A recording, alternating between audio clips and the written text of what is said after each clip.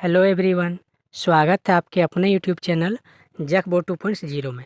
इस वीडियो के माध्यम से क्लास 10th के बच्चों के लिए, जैसा कि आप लोग थंबनेल में चीज़ें पढ़ लिए होंगे बच्चों, क्लास 10th के बच्चों के लिए सामाजिक विज्ञान, जिसका एग्ज़ाम आपका 25 फरवरी को होने वाला है, उसका मोस्ट इम्पोर्टेंट सब्जेक्टिव का उत्तर देखने वाले हैं। तो जो बच्चों आप लोग का सब्जेक्टिव में क्वेश्चन आएंगे, उसका मोस्ट इम्पोर्टेंट वायरल क्वेश्चंस करेंगे, जो आपके एग्ज़ाम में आने की प्रबल संभावना है। तो अगर आप 25 फरवरी को एग्जाम देने वाले हैं बच्चों, तो आपके लिए इम्पोर्टेंट वीडियो है, आप लोग जरूर देखे जाइएगा, बाकी आप लोग समझ सकते हैं। और हाँ बच्चों, अगर आप चैनल पर नए हैं तो सबसे पहले हमारे चैनल को सब्सक्राइब कर लीजिए, क्योंकि सब्सक्राइब कर लेने से आपको सबसे पहले हम जो भी वीडियो अपलोड करेंगे वो आपके पास पहुँचेगा। साथ ही साथ सब्जेक्टिव का एक और वीडियो लेकर आएंगे बच्चों, जो आपके लिए एग्ज़ाम के लिए एग्जाम पॉइंट ऑफ व्यू के लिए बहुत ही इंपॉर्टेंट रहने वाले हैं, जिससे बहुत सारे एग्जाम में आपके क्वेश्चंस देखने को मिलेगा बच्चों। चलिए देर ना करते हुए, चूँकि समय का भी अभाव है, तो लेट नहीं करेंगे और क्वेश्चन से और आंसर को देखेंगे बच्चों। तो पहला क्वेश्चन आप लोग यहाँ पे देख लीजिए। पहला क्वेश्चन क्या आया है? पहला क्वेश्चन आपका है क्वेश्चन नंबर 1 में, मारियान और जर्मेनिया कौन थे? तो मारियान और जर्मेनिया कौन थे? तो राइट आंसर होगा आपका, उत्तर देखिए, मारियान फ्रांस राष्ट्र की नारी रूपक थी। तो मारियान सबसे पहले बच्चों किस देश की?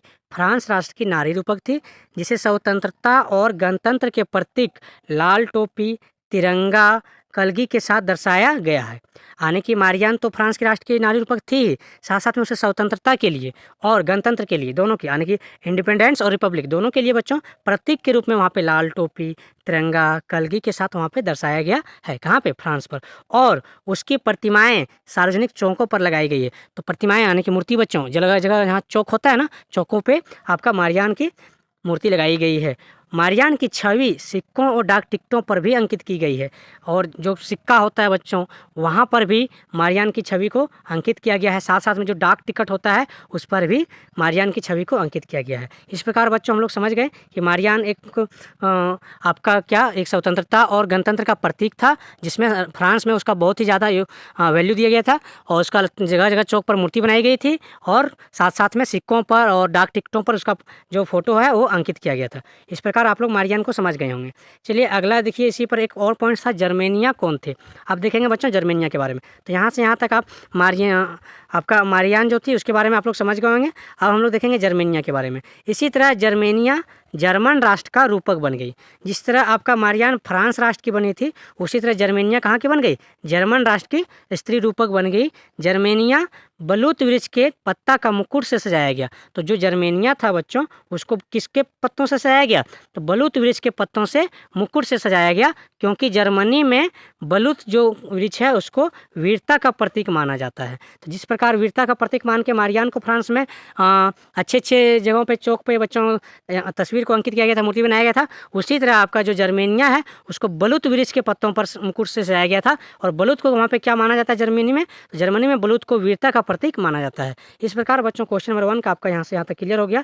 तो क्वेश्चन नंबर 1 अच्छे से यहाँ से यहाँ तक एक बार अपने से भी रीडिंग कर लीजिएगा। चलिए नेक्स्ट क्वेश्चन देख लेते हैं, क्वेश्चन नंबर आपका 2। और हाँ बच्चों, अगर आप सब्जेक्टिव को अच्छा से समझते हैं और याद करते हैं, तो इससे आपके बहुत सारे ऑब्जेक्टिव्स भी क्लियर हो जाएगा। जैसे पूछा जाएगा क्वेश्चन कि जर्मनी में बलूत वृक्ष क्या था, या फिर बलूत जो वृक्ष है वो किसका प्रतीक था? ऑप्शन रहेगा डर का, भय का, प्रतीक, साहस का, या फिर वीरता का। तो यहाँ पे आप लोग देख पा रहे होंगे वीरता का प्रतीक है। इसलिए आप लोग सब्जेक्टिव को अच्छे से याद करिएगा, अच्छे से ध्यान से समझिएगा, ठीक है, क्योंकि बहुत सारे जो ऑब्जेक्टिव क्वेश्चन है वो सब्जेक्टिव से भी आपका क्लियर हो जाएगा। बाकी बच्चों ऑब्जेक्टिव का भी बहुत सारे वीडियो बना दिया गया है, आप लोग नहीं देखे हैं तो लिंक डिस्क्रिप्शन में रहेगा, तो आप लोग डिस्क्रिप्शन जाके चेक कर लीजिएगा। बहुत सारा जो आपका ऑब्जेक्टिव का बुक से आप लोग का बता दिया गया है, जिससे आपका प्रबल संभावना है कि सारे क्वेश्चन वहीं से रहने वाले हैं। चलिए बच्चों आगे देखते हैं, सत्याग्रह के विचार का क्या मतलब है? तो किसी भी एक शब्द है बच्चों आपका सत्याग्रह, तो इसका विचार का क्या महत्व हो जाता है? तो सत्याग्रह एक ऐसा विचार है जिसमें सत्य की शक्ति का आग्रह और सत्य की खोज पर जोर दिया जाता है। यानी कि बच्चों जो सत्याग्रह का मतलब ही होता है कि सत्य की खोज करना, सत्य की खोज करना। इसका अभिप्राय यह है कि यदि आप उद्देश्य का सच्चा है, मतलब आपका जो उद्देश्य है वो सच्चा है, और आपका संघर्ष अन्याय के विरुद्ध है, और आप जिसके साथ संघर्ष कर रहे हैं वो आपका अन्याय के विरुद्ध है, तो आपका क्या है, उत्पीड़न को मुकाबला करने के लिए आपको किसी शारीरिक बल की आवश्यकता नहीं होगी। तो अगर आपका उद्देश्य सच्चा है, आपका जो लड़ाई है, संघर्ष जो है वो आपका अन्याय के खिलाफ है, तो आपको उस लड़ाई के लिए किसी भी हिंसा करने की आवश्यकता नहीं है, किसी भी शारीरिक बल की आवश्यकता नहीं है बच्चों। और याद रखिएगा सत्याग्रह के बारे में आप लोग बहुत जानते होंगे, गांधी जी के बारे में, कि गांधी जी एक सत्याग्रही थे। वो सत्य के रास्ते पे चलते थे, ठीक है, कभी भी हिंसा नहीं किए। तो वो चीज़ें हैं बच्चों सत्याग्रह के बारे में, ठीक है। तो आप लोग सत्याग्रह के बारे में और गांधी जी के बारे में भी थोड़ा सा लिख सकते हैं, ठीक है, कि गांधी जी ने देश को आज़ाद करने के लिए कभी भी अहिंसा का मार्ग नहीं अपनाया था। ये सब चीज़ें भी आप जोड़ जाड़ के लिख सकते हैं। तो क्वेश्चन नंबर सत्याग्रह का विचार का मतलब आप समझ गए होंगे बच्चों। उदाहरण के रूप में गांधी जी को प्रस्तुत कर सकते हैं। तो आप यहाँ से यहाँ तक रीडिंग कर लीजिएगा अपने से भी एक बार, क्योंकि बच्चों बताने के बाद अगर आप लोग वीडियो को पॉज करके एक बार अपने से भी रीडिंग कर लेते हैं तो आपका पॉइंट सारे आपका जो माइंड पर है उस पर बैठ जाएगा और आप अच्छे से एग्जाम में लिख पाएंगे। और एक चीज़ बता दें बच्चों आगे बढ़ने से पहले कि सब्जेक्टिव का एग्जाम में आपका जो क्वेश्चन आंसर होता है वो आपका पॉइंट्स पर डिपेंड करता है। ऐसा जरूरी नहीं कि आपका पूरा पेज भर देंगे तो अच्छे मार्क्स मिल जाएंगे। अगर आप पॉइंट्स बना के अच्छे से 3-4 पॉइंट्स में सजा के लिख देंगे तो आपको मार्क्स जरूर मिल जाएंगे बच्चों। साथ ही साथ कभी भी आप ब्लैंक पेज खाली छोड़ के नहीं आइएगा। मान लीजिए आपको क्वेश्चन नंबर 2 में पूछा गया और आपको नहीं आ रहा है, तो जो वर्ड है, जो शब्द है, उससे मिलता जुलता आप कहानी बना के कुछ ना कुछ लिख दीजिए, जिससे आपका अगर 5 मार्क्स का है तो आपको 2 मार्क्स जरूर मिलेगा। अगर आपका 2 मार्क्स है तो 1 मार्क्स जरूर मिलेगा, क्योंकि खाली पेज छोड़ने पर बच्चों कोई मार्क्स नहीं मिलता है। लेकिन वहीं पे अगर पेज भरा रहता है, जैसा कि हमारे जो सर हैं बगल में वो बताए भी थे कि हम लोग जब चेक करने जाते हैं कॉपी तो खाली पेज में मार्क्स नहीं दे सकते हैं। अगर वो भरा रहेगा तो कुछ ना कुछ लिखा है बच्चा, यानी कि उस पर हम लोग कुछ ना कुछ नंबर से देते हैं। मान लीजिए 5 है, जैसा कि बताएं 3 मार्क्स मिल जाएगा, 2 है तो 1 मिल जाएगा, तो मिल ही जाएगा बच्चों। और आप आसानी से अच्छे नंबर ला सकते हैं, पास आराम से हो सकते हैं। इसलिए कभी भी थ्योरी पेपर में आप छोड़ के नहीं आइएगा ब्लैंक पेज। आपको जो भी आता है, जो नहीं आता है, सारे कुछ मिला जुला के आपको अच्छे से लिख देना है। और आपको सब्जेक्ट के अनुसार से ही लिखना है ना। आप देने जा रहे हैं सामाजिक विज्ञान और आप इंग्लिश के बारे में लिख दिए तो गलत ना हो जाएगा बच्चों। तो आप लोग अगर सामाजिक विज्ञान के बारे में पढ़ के गए तो उसी के बारे में, कोई भी चीज़ पढ़ के गए उसी के बारे में लिख दीजिए, अगर नहीं आ रहा है तो, ठीक है। ये चीज़ नहीं करना है आपको एग्जाम में, ब्लैंक नहीं छोड़ना है। चलिए आगे बढ़ते हैं। क्वेश्चन नंबर आपका 3 में बोला गया मानव के लिए संसाधन क्यों आवश्यक है। किसी भी मानव के लिए संसाधन की क्यों आवश्यकता पड़ती है बच्चों। सबसे पहले जानते हैं संसाधन कहते हैं किसे हैं।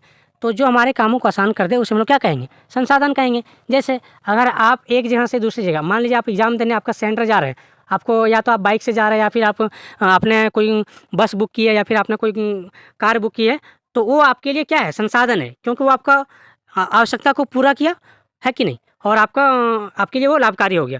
तो जो चीज़ें हमारे कामों को आसान कर दे, हमारे कामों को क्या करते हैं, आसान करते हैं, उसे हम लोग क्या कहेंगे, संसाधन कहेंगे, जिसका उपयोग उससे हम लोग को लाभ हो, ठीक है। नेक्स्ट क्वेश्चन देख लीजिए आपका। मानव के लिए संसाधन बहुत ही महत्वपूर्ण है। यह किसी भी देश की अर्थव्यवस्था में रीढ़ की हड्डी का काम करता है। तो मानव जो है, मनुष्य है, उसके लिए संसाधन का होना बहुत ही महत्वपूर्ण होता है। और यह किसी भी देश का अर्थव्यवस्था, यानी कि जो उसका आर्थिक विकास होता है बच्चों, उसमें रीढ़ का हड्डी काम करता है। कौन, संसाधन। यह अर्थव्यवस्था की मजबूती तथा लोगों की समृद्धि का आधार है। किसी भी लोग का जो समृद्धि होता है, उसके पास जितना संसाधन होगा उसके अनुसार से वो क्या होगा बच्चों, मजबूत होगा और वृद्धि होगा। उसी आगे देखते हैं। उदाहरण के लिए देखिए, आरंभिक मानव अपने भोजन के लिए प्रत्यक्ष रूप से पौधों एवं जानवरों पर निर्भर था। बहुत समय पहले जाएं तो लोग क्या करते थे, केवल पौधों पर डिपेंड था, फल फूल कंद खाते थे और जानवर को शिकार करके खाते थे बच्चों। तो उसके पास शिकार करने का भी संसाधन नहीं था। किसी तरह बस आपका बड़े बड़े पहाड़ पे चढ़ के बहुत सारा जब कुछ जा रहा है, जानवर वगैरह जा रहा है, तो बड़ा बड़ा चट्टान को लुढ़का देता था और जिससे कोई जानवर दब गया उसको आराम से मार के खा जाता था। लेकिन बाद में उन्होंने क्या किया, संसाधन बनाया। जैसे पत्थर का औजार बनाया, पत्थर का औजार बनाने के बाद लोहा का औजार बनाया। सारे ये सब औजार का, संसाधन का प्रयोग करके उन्होंने शिकार करना सीखा। और शिकार करने के बाद बच्चों उन लोग का संसाधन समझ में आया और धीरे धीरे अपने आवश्यकता के अनुसार से लोगों ने, मानव ने संसाधन का विकास करते गया और अपनी वृद्धि होते गया बच्चों, कुशलता हासिल की। इसी प्रकार यहाँ पे लिखा है, बाद में उसने औजारों के प्रयोग, तकनीक एवं कार्य कुशलता से वातावरण में सामंजस्य स्थापित किया। उसने यह भी अनुभव किया कि उसके लिए क्या क्या चीज़ उपयोगी है। अब बहुत सारी चीज़ें उपयोगी नहीं होता, उसे संसाधन नहीं कहेंगे। मान लीजिए आपके आसपास में बहुत बड़ा पहाड़ है, वो पहाड़ में आपका कोई उपयोगी नहीं, तो वो आपका संसाधन नहीं हुआ, ठीक है। आपका संसाधन तभी कहलाएगा जब आपका उसका कोई ना कोई लाभ हो, आप उसका कुछ ना कुछ रूप में प्रयोग करते हैं। उसी प्रकार आगे जाएंगे तो लिखा है, इस प्रकार उसके लिए प्रकृति से प्राप्त पदार्थ प्राकृतिक संसाधन बन गया। इन संसाधनों ने मानव की अर्थव्यवस्था के विकास में आधार का काम किया। अतः हम कह सकते हैं कि मानव के लिए संसाधन बहुत आवश्यक है। तो बच्चों आप लोग का जो क्वेश्चन नंबर 3 था ये कंप्लीट होता है। आप लोग यहाँ से यहाँ तक एक बार रीडिंग कर लीजिएगा, ठीक है, स्क्रीनशॉट करके। चलिए नेक्स्ट क्वेश्चन देखते हैं। क्वेश्चन नंबर आपका 4 में क्या पूछा गया आपका, 4 में पूछा गया नदियों में बांध क्यों बनाए जाते हैं। जैसा कि आप लोग देखे होंगे बच्चों आसपास में कि नदी में क्या बनाया जाता है, बांध बनाए जाते हैं। क्यों बनाए जाते हैं, तो नदियों पर बांध इसलिए बनते हैं क्योंकि बांध देश की समग्र बुनियादी ढांचे में महत्वपूर्ण भूमिका निभाते हैं। बांध मनोरंजन, बाढ़ नियंत्रण, जल आपूर्ति, जल विद्युत शक्ति, अपशिष्ट प्रबंधन, नदी और वन्यजीव आवास सहित कई प्रकार के आर्थिक, पर्यावरणीय और सामाजिक लाभ प्रदान करते हैं। तो बच्चों इसको समझाते हैं कि नदियों में बांध बनाना क्यों आवश्यक है। सबसे पहले देखिए, अगर बांध नहीं बनाएंगे तो नदी पर तो बाढ़ नियंत्रण नहीं कर पाएंगे। जैसे एक नदी है जिसमें बरसात के समय में बहुत तेज़ पानी आती है, तो अगर उस पर बांध बना रहेगा तो आसपास के इलाकों में नहीं जाएगा पानी। लेकिन बच्चों अगर बांध नहीं बना रहेगा तो हो सकता है वो आसपास के इलाकों में जाएगा और बाढ़ की समस्या बन जाएगी। इसलिए बच्चों बाढ़ नियंत्रण करने के लिए भी हम लोग क्या करते हैं, नदी पर बांध बनाते हैं। दूसरा चीज़ बच्चों, जहाँ बांध बन जाता है उस बांध का हम लोग अलग अलग तरह से उपयोग करते हैं। जैसे यहाँ पे लिखा है जल विद्युत शक्ति, यानी कि बांध से बच्चों जैसे यहाँ पे मैथन डैम आप लोग सुने होंगे, है कि नहीं, पंचेत डैम, तो ये सब डैम में हम लोग क्या करते हैं, बांध बना के बाद वहाँ पे आपका बिजली उत्पादन किया जा रहा है। तो बांध बनाने से आपका बिजली भी उत्पादन होता है बच्चों, जो हमारे घरों में काम आती है। साथ साथ में बच्चों जल आपूर्ति भी की जाती है, मतलब आसपास में घर, हर घर जल नल योजना सुने होंगे आप लोग कि घर घर अभी क्या पहुँच रहा है, नल जल जो है नल से पानी जा रहा है, तो आपका वो कहीं ना कहीं बांध से ही है ना आपूर्ति होता है। जो आपका नदी के आसपास में बांध बनाया हुआ वहीं से आपका जल आपूर्ति की जाती है। तो जल आपूर्ति करने के लिए भी आपको क्या नदी में क्या बनाया जाता है, बांध बनाया जाता है। साथ साथ में बांध बनाने के बाद हम लोग बच्चों उसमें मछली भी पालन कर सकते हैं, मत्स्य पालन भी कर सकते हैं। इस प्रकार बच्चों नदियों में बांध बनाया जाता है, जो कि बहुत ही सामाजिक उपयोग होता है, यानी कि यहाँ पे जैसे कि लिखा गया लास्ट में, सामाजिक लाभ प्रदान करते हैं बांध बनाने से। इस प्रकार बच्चों आप लोग का क्वेश्चन नंबर 4 क्लियर होता है। नदी में बांध क्यों बनाए जाते हैं, आप लोग यहाँ से यहाँ तक एक बार रीडिंग कर लीजिएगा। चलिए नेक्स्ट क्वेश्चन देखते हैं, क्वेश्चन नंबर 5। क्वेश्चन नंबर 5 में पूछा गया आपका सरकार के प्रमुख अंग कौन कौन है। तो सरकार के प्रमुख 3 अंग हैं। तो बच्चों ये सब्जेक्टिव भी है, ऑब्जेक्टिव भी है, अच्छे से याद कीजिएगा। सरकार के प्रमुख अंग कितने हैं, 3 हैं। पहला विधायिका, दूसरा कार्यपालिका, तीसरा न्यायपालिका। तो क्वेश्चन नंबर 5 भी आपका क्या हो गया, क्लियर हो गया कि आपका क्वेश्चन आएगा सरकार के प्रमुख अंग कितने हैं। तो सरकार के प्रमुख 3 अंग हैं, विधायिका, कार्यपालिका और न्यायपालिका, याद कीजिएगा। चलिए अगला देखते हैं क्वेश्चन नंबर 6 आपका। क्वेश्चन नंबर 6 में देखिए बच्चों क्या पूछा गया, लोकतंत्र के लिए राजनीतिक दल क्यों आवश्यक है। किसी भी देश में जहाँ डेमोक्रेसी है, लोकतंत्र है, वहाँ राजनीतिक दल का क्या भूमिका होती है बच्चों, उसके बारे में पूछा गया। वहाँ पे राजनीतिक दल क्यों आवश्यक है। इसका आंसर देखिए पॉइंट्स वाइज लिखा गया है। पहला, राजनीतिक दल को लोकतांत्रिक का प्राण कहा जाता है। किसी भी देश जो लोकतंत्र है उसका प्राण किसे कहेंगे, राजनीतिक दल को कहेंगे। दूसरा पॉइंट बच्चों, यदि राजनीतिक दल नहीं होगा तो सभी उम्मीदवार निर्दलीय होंगे। जैसा कि आप लोग को पता है सारे जो खड़े होते हैं उम्मीदवार वो किसी न किसी पार्टी से होते हैं, और जो पार्टी से खड़ा नहीं होता उसे हम लोग क्या कहेंगे, निर्दलीय। तो अगर कोई पार्टी नहीं होगा बच्चों तो सारे क्या कहलाएंगे, सारे निर्दलीय कहलाएंगे। वहीं पर अगला पॉइंट है कि राजनीतिक दल जनता और सरकार के बीच कड़ी का काम करता है। कि जो राजनीतिक दल होता है बच्चों वो जनता, आम जनता जो होते हैं और आपका सरकार के बीच में क्या करता है, एक कड़ी का काम करता है। जैसे मान लीजिए एक ए नाम का पार्टी है और यहाँ पे आपका सरकार है, ठीक है। तो सरकार जो है वो डायरेक्ट, यहाँ पे बच्चों जनता है, तो सरकार जो जनता से डायरेक्ट कनेक्ट नहीं होती है। तो ए नाम का जो पार्टी है वो सरकार से कहती है कि यहाँ पे इस जनता के पास इस यहाँ पे रोड समस्या है, पानी समस्या है, तो वो जाके सरकार को कहती है, सरकार फिर उस पर कानून बनाती है और उसके अनुसार से काम करती है। इसलिए बच्चों जो राजनीतिक दल होता है, चाहे वो अपोजिशन हो या फिर बच्चों जो सत्ता दल हो, दोनों क्या है, जनता के बीच में एक कड़ी का काम करती है, जो जनता की समस्याओं को सुनकर सरकार तक पहुँचाती है, सरकार उस पर नियम कानून बनाती है और काम करती है। इस प्रकार हम लोग कह सकते हैं बच्चों किसी भी सरकार में, किसी भी लोकतंत्र में आपका राजनीतिक दल का बहुत ही महत्वपूर्ण भूमिका है। इसी कड़ी में आगे देखिए बच्चों कि इस प्रकार सरकार बनाने, जनता का प्रतिनिधित्व करने के लिए एवं देश के कानून बनाने के लिए राजनीतिक दलों की क्या है, आवश्यकता होती है। कि अगर देश में कानून बनाने के लिए भी क्या होता है, राजनीतिक दल की आवश्यकता होती है बच्चों। जो सरकार बनाती है उसे हम लोग सत्ता पक्ष कहते हैं, और सत्ता पक्ष बच्चों संसद में हमारे देश के लिए क्या बनाती है, कानून बनाती है, ठीक है। चलिए आप लोग यहाँ तक क्लियर समझ पाए होंगे। जो क्वेश्चन नंबर आपका 6 क्लियर है। अब देखते हैं क्वेश्चन नंबर आपका 7 बच्चों। क्वेश्चन नंबर आपका 7 में क्या पूछा गया, 7 में आपका पूछा गया वस्तु विनिमय प्रणाली मुख्य कठिनाई क्या थी। तो जो बच्चों आज के बहुत पहले समय आपका वस्तु विनिमय होती थी, मतलब एक वस्तु के बदले हम लोग को दूसरा वस्तु मिल जाता था। तो ये आपका वस्तु विनिमय जो प्रणाली थी उसमें मुख्य कठिनाई क्या क्या थी।